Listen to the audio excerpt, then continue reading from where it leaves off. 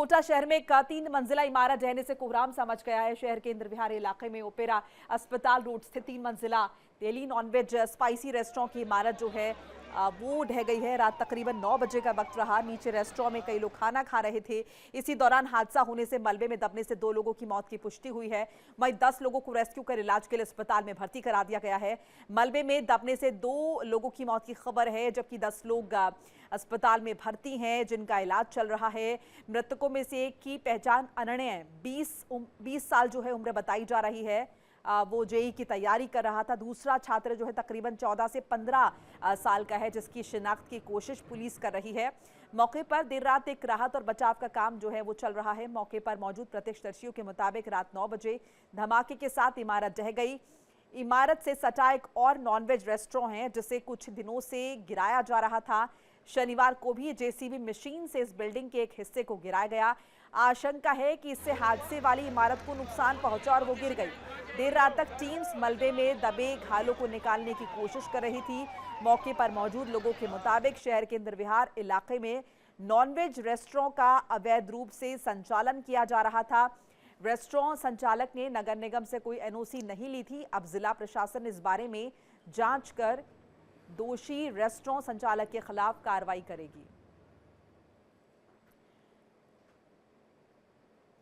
और इसी पर एक और अपडेट साझा करें। लोकसभा अध्यक्ष ओम बिरला का एक्स पर पोस्ट आया है। लोकसभा अध्यक्ष ओम बिरला ने एक्स का सहारा लिया है और लिखा है कि इमारत गिरने की घटना बेहद दुखद है।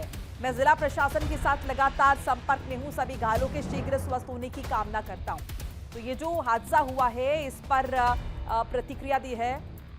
मेरे साथ ज्यादा अपडेट के लिए मेरे सहयोगी देवेंद्र जुड़ चुके हैं। देवेंद्र, 3 मंजिला रेस्टोरेंट ढहा है, साथ साथ ये भी समझना चाहेंगे क्या बड़ी चूक इस पूरे हादसे के पीछे वजह बताई जा रही है?